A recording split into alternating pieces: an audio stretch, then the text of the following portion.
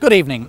Earlier today, the French judge investigating the crash which killed Princess Diana, Dodi Fayed, and their driver Henri Paul finally delivered his verdict. He has found that the main cause of the crash in the Alma tunnel was that the driver was drunk, taking antidepressants and going far too fast. There is, however, more to it than that.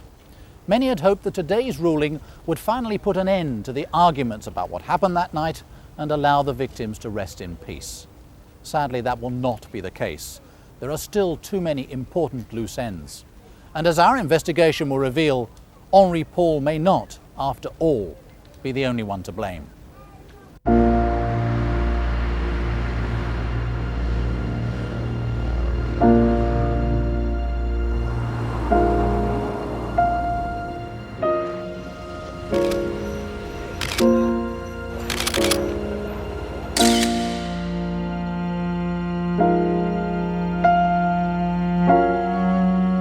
To assist us in our investigation, we recruited one of Britain's foremost legal figures, Anthony Scrivener QC, a prominent and universally respected barrister and former chairman of the Bar Council.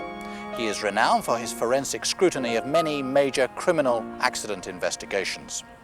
He's talked to key witnesses, some of whom have never spoken in public before. He's seen the same evidence as the judge, and he's looked at a computer reconstruction with one of the world's leading car crash investigators.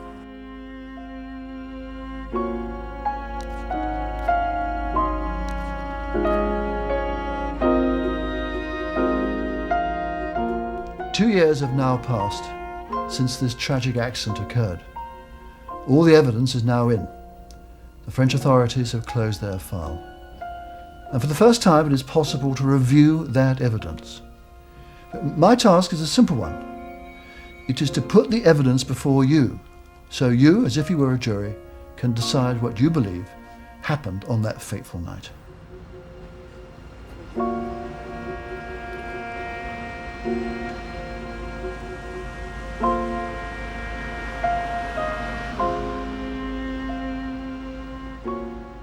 As with any road traffic accident, the first thing you do is to visit the scene, and you take with you an expert. Murray Mackay is one of the world's leading car crash experts, and we caught the train to France. On the way, we looked at some of the official reports into the accident, the same ones the judge was working from.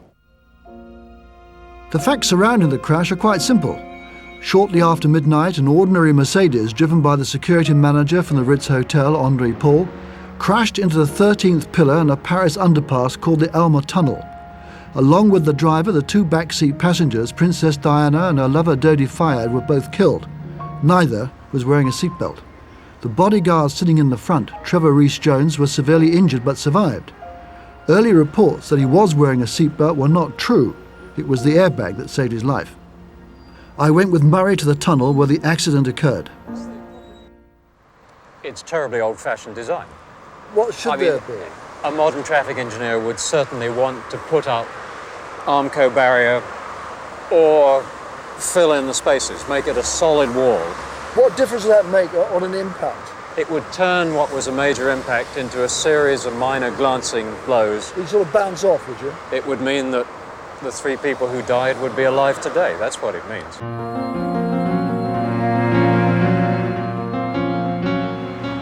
To familiarise ourselves with the tunnel, we went through it in the same model of car that was used on the night. We're now approaching the crest of the tunnel, a little bit of left turn. You lose sight of something. You lose a bit of sight, just momentarily. We're now down in the tunnel. And the more you look at those pillars, the more obvious they are as a piece of antediluvian design. Yeah, sharp corners. Really is the worst way to separate opposing traffic. And we could have gone a lot faster than that and still felt quite comfortable. Yes, I think a sober, competent driver would manage that without any great difficulties. The tunnel was and still is a death trap. 8 people have been killed and another 8 seriously injured in the last 15 years. Yet it would have only cost £10 per foot to make the tunnel safe. The tunnel wasn't constructed safely, but that did not cause the accident. There may have been more than one cause, and speed is an obvious possibility, and we should examine that first. Professor Mackay has spent the last 30 years investigating this area. He's a consultant to governments on road safety, and he's often asked to appear as an expert witness in major investigations of car crashes all over the world. There's an area of debris, there are tyre marks and so on. Is it possible for an expert like yourself to be able to calculate speeds? Yes, you can calculate the speed as it left the pillar after the impact. We know the change in velocity on the pillar, so that gives us an over-the-road speed into the pillar of something around 60, 63 miles an hour. We know we have tyre marks, so you can backtrack from that and make some assumptions about braking, and that gives you a speed of something around 80 miles an hour at the crest of the approach into the tunnel. But why was the driver going so fast? To understand that, we need to look back at the events leading up to Diana's last day alive.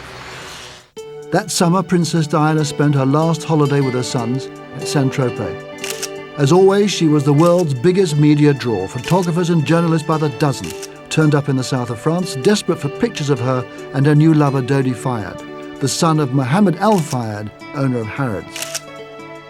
By the end of the summer, one of the paparazzi had hit the jackpot. This picture of Diana kissing Dodi netted a reputed $2 million in worldwide sales. On the 30th of August 1997, the couple decided to spend a night in Paris. News of their plans quickly leaked, and by the time Diana and Dodi arrived at Le Bourget airport in Paris, there were a dozen photographers and a TV crew waiting for them. On their way into Paris, they were harassed by the paparazzi, one of them pulling in front of the backup car and then slamming on his brakes to try and break up the convoy. Princess Diana was horrified and said she was worried that one of them would be killed. For a while, they lost the photographers and spent a short time looking around the Windsor Villa, a house previously occupied by Edward VIII and his wife, the American divorcee Mrs. Simpson, another beautiful woman who had married into the British royal family and who, like Diana, would never be queen. From here, they went to Dodi's flat. Tension was mounting, and there was a scuffle between the bodyguards and the paparazzi. The couple had planned to eat at a local restaurant, but changed their mind, opting instead for the relative privacy of the Ritz, a hotel owned by Dodi's father. Again, they were followed by the pack. And one of the best-known Paris paparazzi is Pierre Sue, seen here on the trail of the Spice Girls. Like many, he travels by motorbike, dodging in and out of traffic. I simply got a phone call from the desk telling me that Diana and Dodi Fayed were coming in town, and I was supposed to follow them during their stay in Paris. Any major celebrities, it would have been the same, maybe less photographers, but even with some major American stars, it's not unusual to have 10 to 15 photographers. That night, he was in the pack which followed them from Dodi's flat to the Ritz. What we did is, at the last moment, when the car is about to enter the driveway, we overtake the car through the place, we jump off the motorcycle, and we get in place to shoot them while they are going off the car. A few of us had time to take a picture through the window. Then the door opened, the Princess Diana exit before, and Dodi behind her, a few meters behind, and they went into the hotel. By now, the stress was beginning to show. Once inside, Diana burst into tears. Outside the Ritz, a small crowd was gathering. One of the paparazzi was called during the evening by his news desk and told there were rumours that an engagement would be announced that evening. After their dinner, Diana and Dodi had planned to make a short journey back across town to Dodi's apartment. Normally they would have been driven by their usual chauffeur. And just as in their earlier journey into Paris, a backup car would have accompanied them. Diana was no longer under the automatic protection of the royal family. She was now under the wing of the Al Fayeds. Normally, Mohammed Al Fayed and those in his charge benefited from experienced, high-quality security. But what was about to happen broke every rule in the book. Dodi announced a plan to avoid the paparazzi. The plan was that their usual cars would act as a decoy leaving from the front of the hotel. A second car, summoned from the limousine company that supplied the Ritz, would come to the rear of the hotel. But who would drive the car? The Ritz security manager, Henri Paul, had been off duty for hours. He'd been drinking, and he was on antidepressants, but his behaviour appeared normal. For an expert opinion on the decoy plan, we spoke to former Scotland Yard officer Jackie Davis, who in the past has provided protection for royalty. There should have been a security advance party planning all that, planning escapes. You know, it was all just so amateurish because it was done at the last moment. The plan may have been amateurish, but the paparazzi were not. We knew that Princess Diana obviously, sometimes, try to escape photographers as much as she can. So therefore this is a natural thing to do, to go to check the back door. So that's why some photographers went into the back. So both ways were secured, so to speak. And so it was, the Mercedes with no backup car, a driver who had been drinking and taking antidepressants, and who was not registered as an official chauffeur, drove off into the night pursued by a posse of paparazzi on motorbikes and scooters. Chasing Princess Diana! The most direct route to Dodi's flat was straight up the Champs-Élysées, but on a Saturday night this would have been heavy with traffic and very slow. The fast route, regularly used by chauffeurs, was along the river. So the chase was on. But who was to blame for this accident? Should anyone end up in a court like this, sitting in the dock? Now, in a court case, the case would begin with the prosecutor summarising for the evidence which he proposes to call. He would outline where the witnesses were, what they saw. The defence would then cross-examine those witnesses. And before the jury, there would be plans and diagrams to assist them so they would understand where it all happened and how it happened. We're going to track the route of the Mercedes from Place de la Concorde down to the Elmer Tunnel where the accident happened. And as we do, we'll get testimony from various other witnesses who see the car and see what happened during this chase. And it all began at the Place de la Concorde, where a very important witness sitting in a car next to the Mercedes can give some evidence. You were driving your car on the Place de Concorde? Oui. And you became aware of this Mercedes car? That was the first time I noticed the Mercedes. And did you notice any motorbikes or scooters? I saw the scooter beside the Mercedes taking photos, many photos of the people inside the Mercedes. Was that Mercedes being followed by anybody? I had the feeling that the motorbike was after the Mercedes, just like the scooter had been. The French judge had statements from other witnesses who described what they saw of this chase down to the Elmer Tunnel. The road at this point is very straight. There's an earlier tunnel before you get to the Elmer Tunnel, and the first witness was a motorist who's driving towards that first tunnel.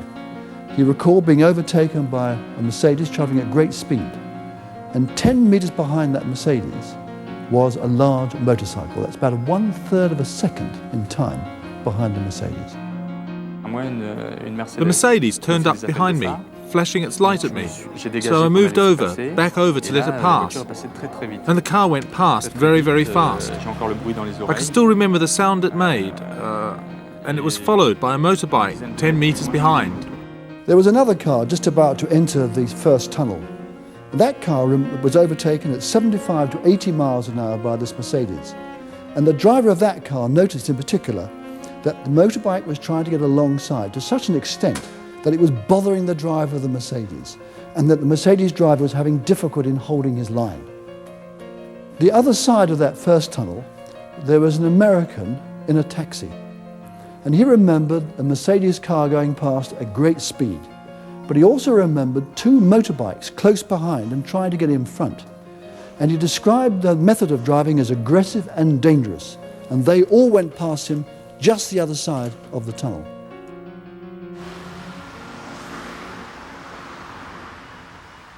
Now, there were 2 other witnesses who saw these last few seconds before the fatal crash. They were 2 chauffeurs who had a good view.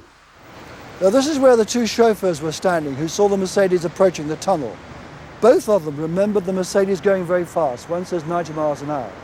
One chauffeur had a better view, and he remembered seeing a small black car trying to slow down the Mercedes. Just over here.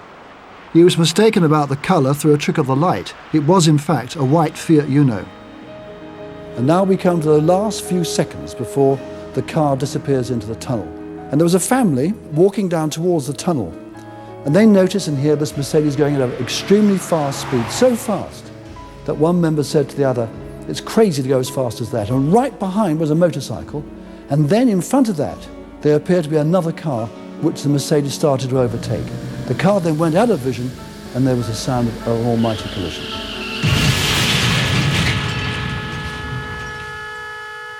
Now this was a visual which was prepared by professionals, and you had some input into that, is that right? Yes.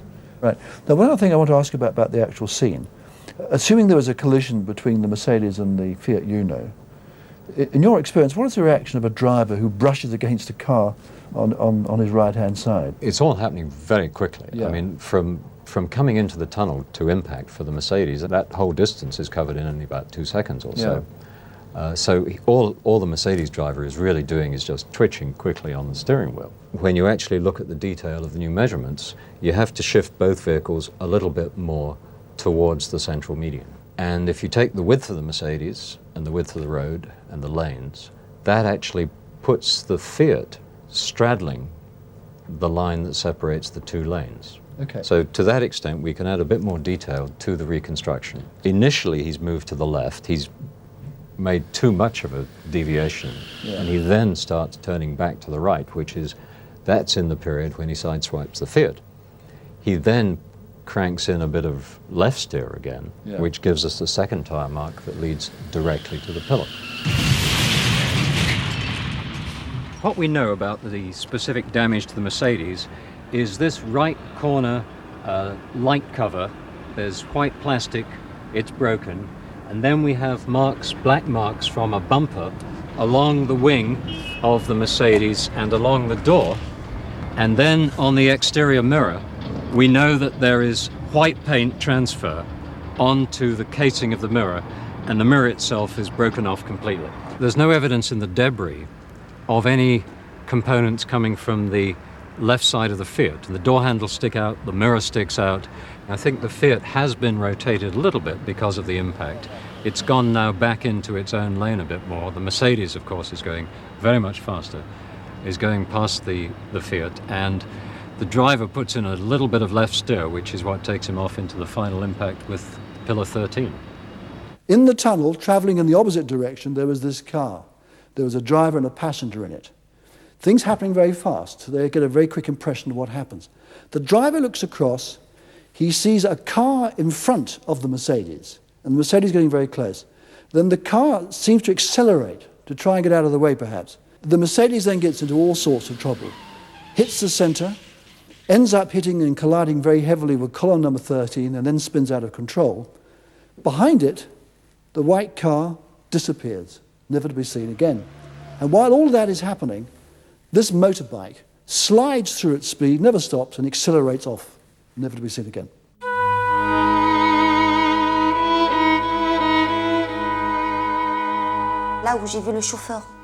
I saw the driver. I saw the driver in the front, and with the shock of the collision, he was thrown and hit the steering wheel. I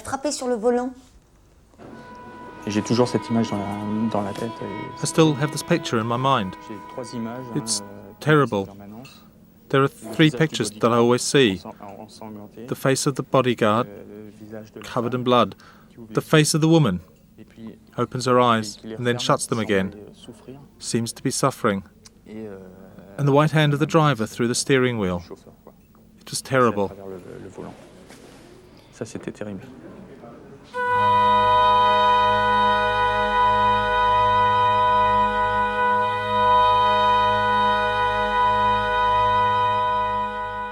debris on the road surface, we now know that there was contact between the Mercedes and the Uno.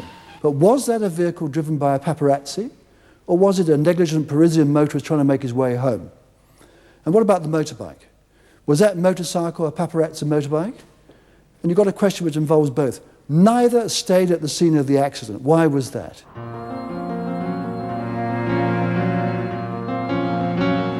In part two, we'll explore one of the enduring mysteries of the Paris crash, the secrets revealed in Henri Paul's blood samples.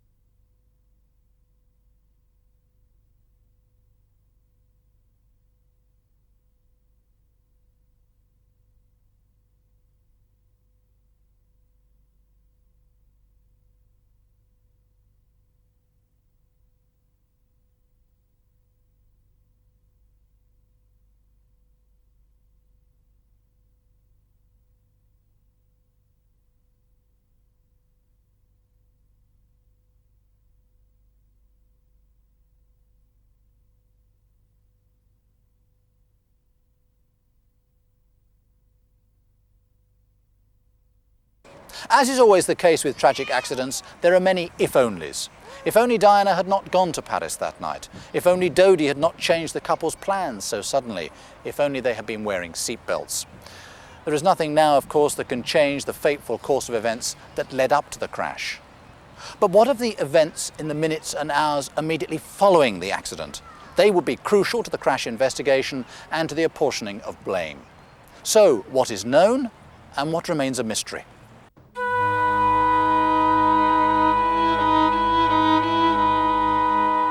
In a road traffic accident in this country, the police will investigate to see if a criminal offence has been committed. The investigation is left entirely to the police. They decide which witnesses to see, what experts to call in, and when they've completed it, they send the file to the Crown Prosecuting Service. And the Crown Prosecuting Service will then say whether there should be a prosecution or not. In France, the situation is entirely different. Here, a judge is appointed to carry out the investigation and decide if there's enough evidence for prosecution. And the first question he had to investigate was whether the paparazzi were guilty under a law peculiar to France, known as the Good Samaritan law. This requires passers-by to help anyone who's injured. I went to see Una Larbert, a French lawyer, to ask her to explain it to me. Now, you have another offence in France which we do not have in England directly, and that is failing to help someone who needs help. One must be aware of a real danger, and second, the same person must deliberately not call for help. The potential fine is 5 years of jail and 5,000 francs of fine. Is it a defence to say, well, I noticed this person was injured, I didn't do anything because I was pretty sure somebody else already phoned the emergency services? Is that a defence? The case law, there's not that much case law, to be honest, on that. So it could be argued as an excuse, but still there is an obligation, there's an obligation which is put on everyone seeing someone in danger, and putting the burden on someone else is not really a way to excuse. Although all the photographers carried mobiles, only one of them, Serge Arnal, attempted to raise the alarm. Arnal got through, but it was a very bad line. The other photographers either admit they did not call or say that, in the confusion and noise of the tunnel, they thought that Arnal had already got through. Guy Daniels is an expert in mobile phone technology. Each time a call is made on a mobile phone, a call detail record is generated for the network operator. And in that call detail record, you will have the number of the handset that's made the call, the number that is being called, the duration of the call, and also the identification of the cell site from which the call was originated, and the identification of the cell site where it terminates. These phone records provide a series of electronic clues as to the whereabouts of the paparazzi. And using them, we've been able to piece together the movement of the pack that night and to test the veracity of what the photographers have told the judge. The mobile phone records are part of the evidence to the investigation, despite the fact that only one of the photographers actually spoke to the emergency services. No one has been charged under the French Good Samaritan law. While there may be some advantages to having an examining magistrate running the investigation, there are also serious drawbacks. Among them is the fact that there is no right of cross-examination. It is all done behind closed doors, in secret.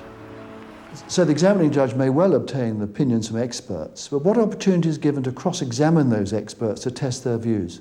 The cross-examination concept in itself does not exist in our system at all, whether in civil or criminal proceedings, because our point of view is that a witness can only tell facts and must not be manipulated at all, and that lawyers are often too clever. I must emphasise this was a very thorough investigation by the French. They involved at a very early stage what's known as the criminal brigade. Now, they are really the top police force in the whole of France. They investigate terrorist crime. They have a 60% detection rate, which is much higher than Scotland Yard has here. And not only that, they involve the two top judges with great experience in these sort of matters. And I was very impressed by the fact that the deputy prosecutor, who's a lady, aged about 31, arrived at the scene of the accident on her own BMW motorbike within a very short time of the accident having taken place, while the evidence was still fresh. They use tremendous resources to investigate this particular accident, although of course their system is different from ours. They also use the best laboratory possible to carry out the scientific tests, to test the paint on the Fiat car and so on. And that laboratory is really second to none. But crucially, the driver of the Fiat was never traced, and by now the forensic analysis and autopsy on Henri Paul were taking the investigation in a wholly new direction. The results of his blood tests hit the world headlines.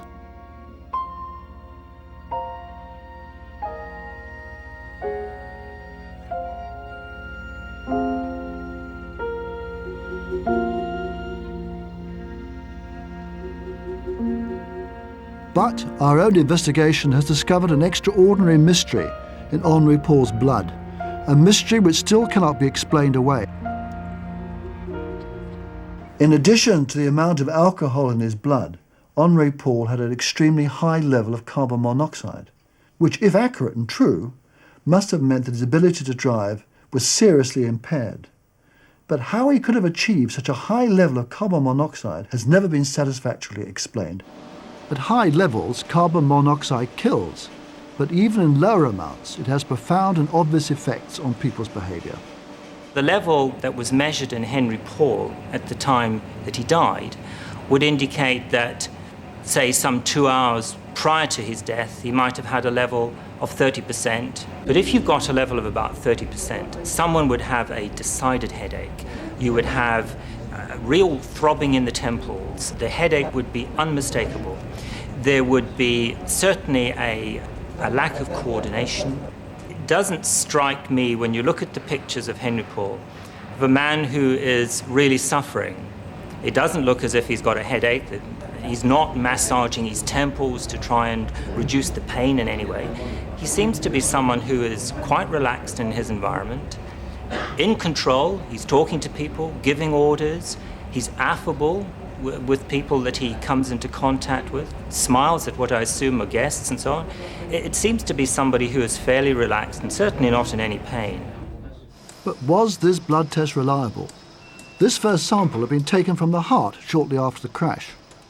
Somewhere behind the heart, Henri Paul's aorta has been ruptured, and they've just taken a scoop of blood out of the left side of the chest and called it heart blood. Therefore, it will be arterial blood, but it will also be likely to be contaminated with material from the lungs and other tissue fluids. It is not an ideal sample. Professor Robert Forrest is an eminent pathologist who also works as an assistant coroner. For him, the accuracy of forensic testing is crucial. These days, most forensic pathologists, in fact most ordinary district general hospital pathologists, when they're taking a sample of blood for toxicology, they will take it from the femoral vein, that is the big vein in the groin. They won't take it from the heart. The only reason from taking it from the heart, or indeed from scooping it up from what you might call the bilges in the canoe, when the chest has been opened, where there's blood accumulating there, as there will be in a case like this, is if you can't get a sample from anywhere else. The first blood samples were not fully labelled and documented. It was not apparent where they'd been taken from, and worse still, there was no proper record of how the body had been stored. Once the French authorities were challenged by a pathologist instructed by Henri Paul's family, they then took a second blood sample, and this time the samples were taken from the much more reliable femoral vein. If you feel down in your groin, you can feel pulsation. That's the artery, the femoral artery. Yeah. Next door to that is a large vein. That's the femoral vein. The femoral vein is the place to get blood samples from after death for toxicology. Taken 4 days later, this second blood test still had an unusually high level of carbon monoxide, around 12%. So could this also have been an error? Everybody who works in the laboratory realizes that occasionally you get results which are erroneous. Following our investigations a year ago, the French judge commissioned a special inquiry into the levels of carbon monoxide in Henri Paul's blood. The judge gave the job to Dr. Papin, the same doctor who had overseen the 2 blood tests. He based his analysis on an average of the 2 different carbon monoxide readings. Is it an appropriate approach? Well, I'm not sure that it is. Apart from anything else, the femoral sample was taken something like 4 or 5 days after the first autopsy. There may have been some loss of carbon monoxide in the meantime. OK, if you disregard this as being an appropriate approach, you're left with an extremely high carbon monoxide reading. Yeah. Have you ever come across an example? I've certainly never come across something like this. And when you come across unexplainable things like this, one of the first things that you do is look at your analytical methodology. Dr. Papin concluded that Henri Paul could not have had any carbon monoxide poisoning at the Ritz. He had two explanations. The first was that Henri Paul smoked heavily. Would you expect to find a high carbon monoxide reading from someone who smokes? Depends on how much you smoke, but basically what you'll find in the average British smoker who smokes around 20 cigarettes a day, a carboxyhemoglobin concentration in their blood of around 5%. It might be as high as 10%, but that's unusual. Let's say somewhere between 5 and 8%. Henri Paul had been smoking that night, but nowhere near enough to produce the unusually high levels that were later found. Papin's second explanation was that there was carbon monoxide in the airbags. In the official report on this accident, it was suggested that perhaps the carbon monoxide could have come from the airbag, which would have been activated to protect the driver of the Mercedes. What do you say about that suggestion? That's complete rubbish. The type of airbag in this vehicle doesn't produce any carbon monoxide. Secondly, Henri Paul has devastating injuries. He's got major thoracic injuries, he's got a hinge fracture of the base of the skull, he's likely got a broken neck. He's very dead very quickly. He's not going to have a chance to breathe any substantial amount of anything. But there is a further and much more significant problem with this aspect of the French investigation. The French judge seems to have relied on a statement from a firm called Autoliv, which says that carbon monoxide could have been in the airbags. Now, there's only two problems about that. The first is that Mercedes do not use that type of airbag on this particular model. And secondly, Mercedes have confirmed to us that there's no carbon monoxide in airbags they use.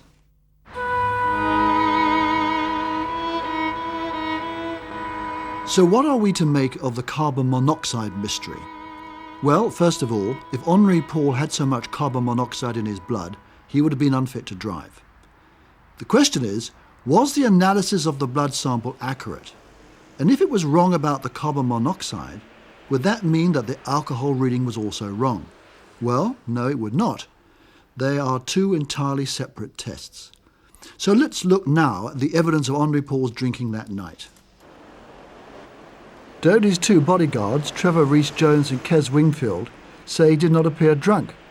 But someone else, who also saw him, said he staggered from the bar. What is known about his drinking habits is contradictory. No one knows where he was between 7 and 10 that evening. When he got back to the Ritz, he drank 2 Ricards, the equivalent of 3 to 4 whiskies. But on the hotel video, he does not look drunk. Now, if he was a heavy drinker, he would have a high alcohol tolerance level. At the autopsy, an analysis of his hair shows he drank heavily the previous week. His liver looked normal, but a full examination which might have solved the riddle was never carried out.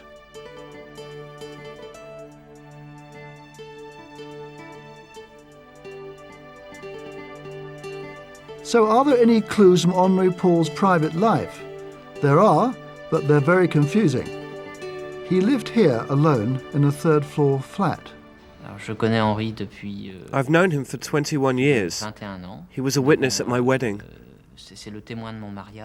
He was a kind of a jolly person and would communicate with everyone and talk with everyone and just chat away. He was very bright. He was the sort of friend everyone wishes for.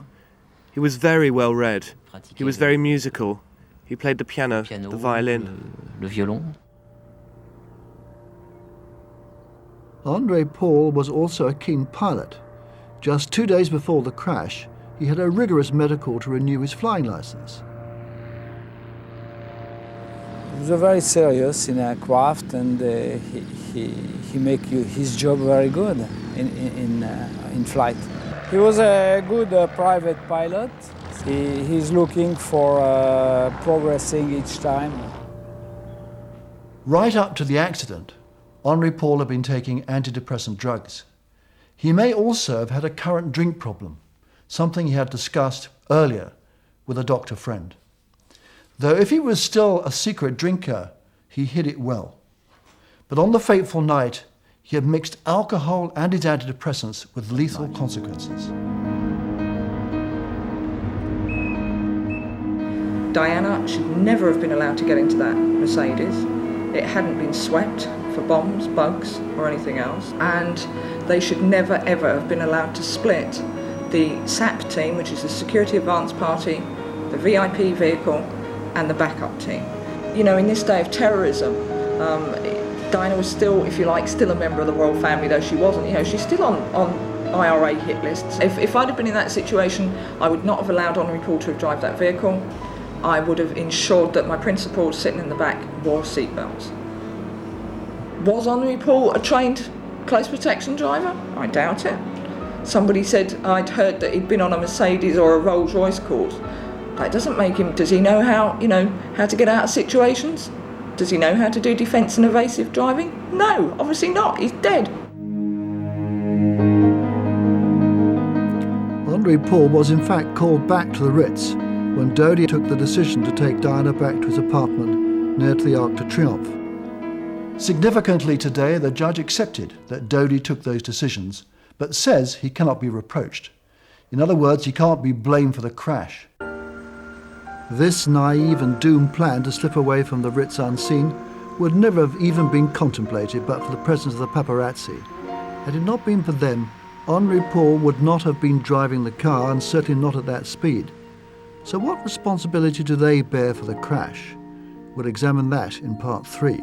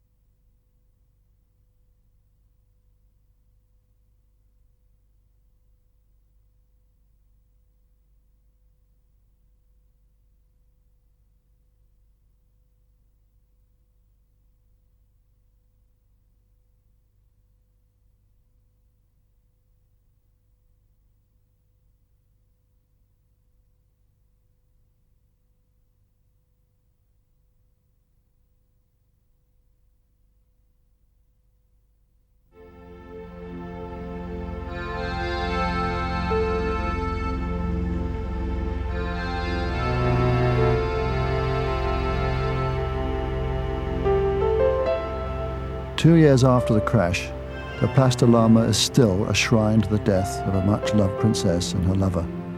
Visitors from around the world come to leave flowers, to write farewell messages, and to spend a few moments of quiet contemplation. But there are the relentless questions. Why did it happen? And who is to blame?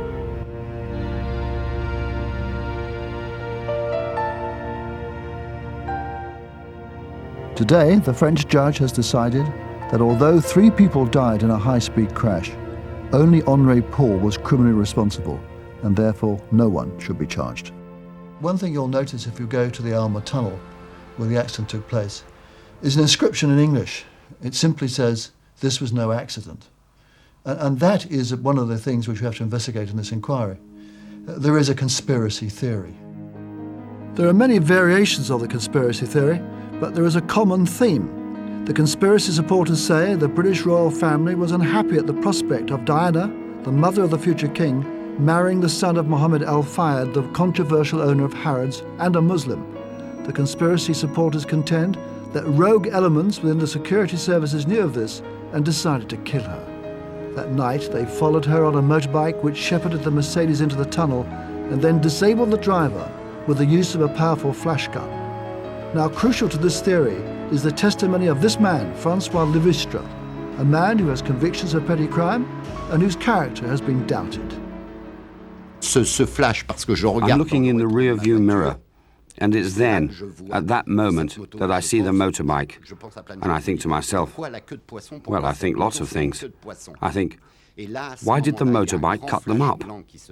At that moment, there's a big white flash, and it's then that I see that once the flash happens, the Mercedes goes left, right, left. The whole of the conspiracy theory really depends on the evidence of Levistre. Now, what he sees is in his mirror. Now, the flashing lights could have been, in fact, the Mercedes spinning around at 180 degrees. But the only thing we're sure about, because it's well confirmed by the witnesses, is there was a motorbike in the very close vicinity of the Mercedes near to the time when the accident occurred. The fact that there was a motorcycle in close proximity is confirmed by no less than 7 other witnesses. But it doesn't mean to say that it was a conspirator. If this is what the conspiracy theory rests on, I simply do not believe it. The evidence is not there. I'm more interested in the identity of the motorcyclist who was so close to the Mercedes as it sped into the tunnel. So who was the driver of this motorbike? Witness testimony can be unreliable.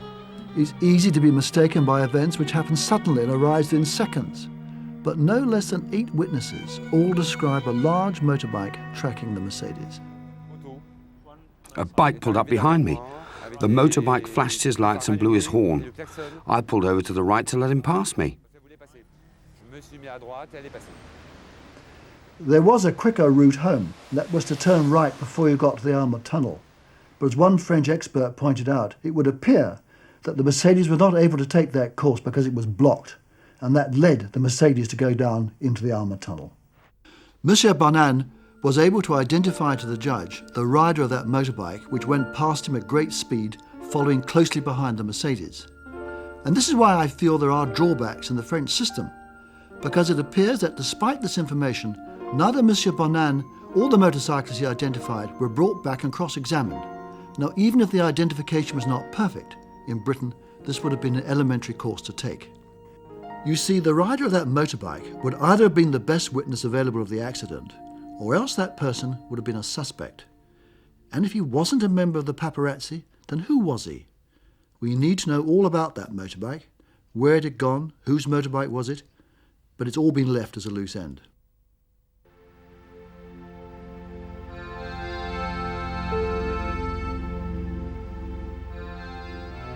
In the immediate aftermath of the crash, the paparazzi were blamed until the news was released of Henri Paul's blood test. Newspapers and magazines all over the world breathed a huge sigh of relief. They were off the hook. The deaths could be blamed on someone else. But is that right? Have the paparazzi and the papers that paid such huge sums for their pictures got off too lightly? On their accounts, they followed discreetly at a distance, travelling within the speed limit, and came upon the crash almost by accident. After helping the victims, they each took a few pictures from a distance. The problem with this version of events is that it is not supported by a single eyewitness.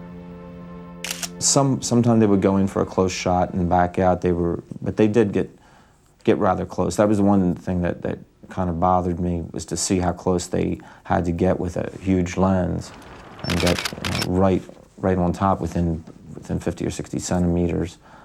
There were about 10 people down there.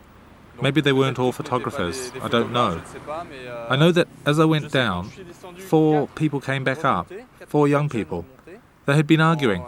because as I went down I could hear them arguing with the photographers. They were attacking the photographers for taking pictures. Even the off-duty doctor who first treated Diana at the scene had to contend with the paparazzi. While I was inside the car and giving assistance to Princess Diana, I was aware of a lot of flash and a lot of people taking a lot of pictures of myself and Princess Diana of the inside of the car.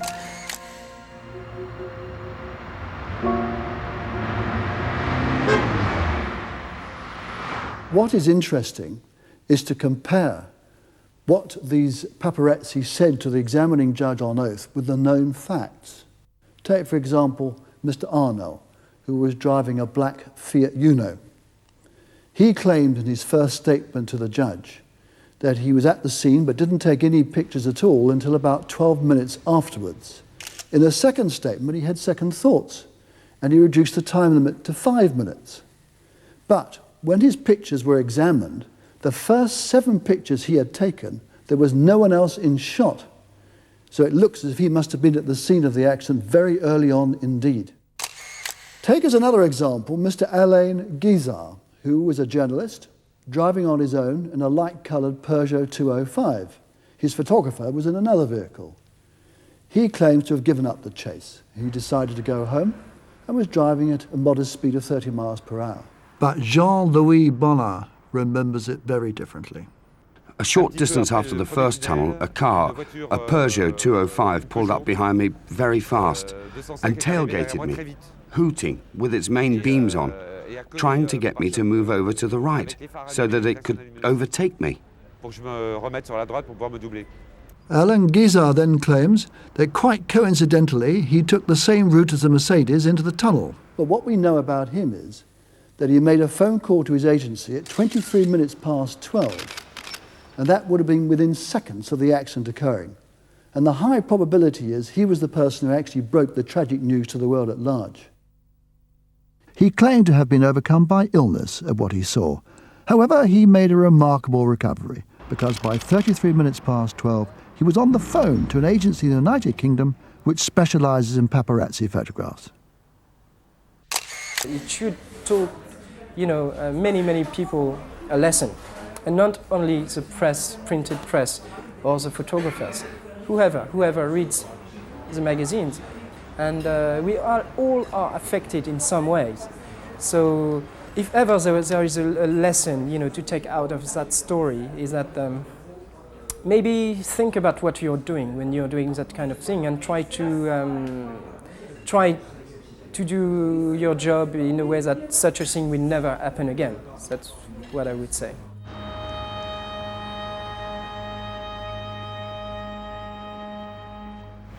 Today, although the judge has said that none of the paparazzi will be charged, he was nonetheless very critical of their behaviour at the crash scene, saying it raises important moral and ethical issues for them and their employers. So, for the last word, Anthony Scrivener. So, a full 2 years on from the terrible events of the Alma Tunnel, how much wiser are we about what actually happened there? As far as we are aware, only 6 people, or maybe 7, really know. Tragically, 3 of them are dead. A 4th, Trevor Rees-Jones, cannot remember, and the identities of the others, the driver of the Fiat and the motorcyclist who may have had a pillion passenger, have not been established to the satisfaction of the judge. The French investigation has had to work with incomplete and sometimes contradictory information. But can we now answer the question, who was criminally responsible for these deaths?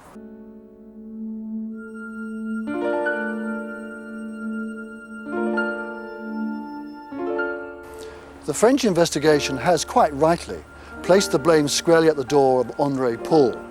He was well over the alcohol limit and driving at excessive speed. If he'd survived, he would now be facing a charge of manslaughter. But was he the only cause? What about Dodi Fayed? What's clear is that Dodi took charge of events at the Ritz, and his decoy plan was a key link in the tragic chain of events. But there's an important distinction here. Neither the prosecutor nor the judge have blamed Dodi for the crash itself. And as a lawyer, I would support this.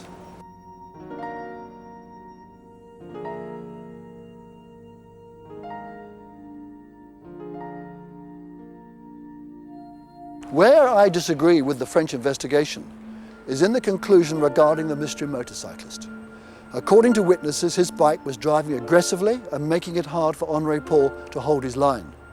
The prosecutor's report says that witnesses opposite the entrance to the tunnel at the moment of the accident definitely noticed a motorcycle. They couldn't describe it in detail, but agreed it was close, and some said very close, behind the Mercedes. But we have to ask ourselves whether enough was done to identify that motorcyclist, because in my judgment, in French law or in British law for that matter, there's enough evidence to charge him with manslaughter.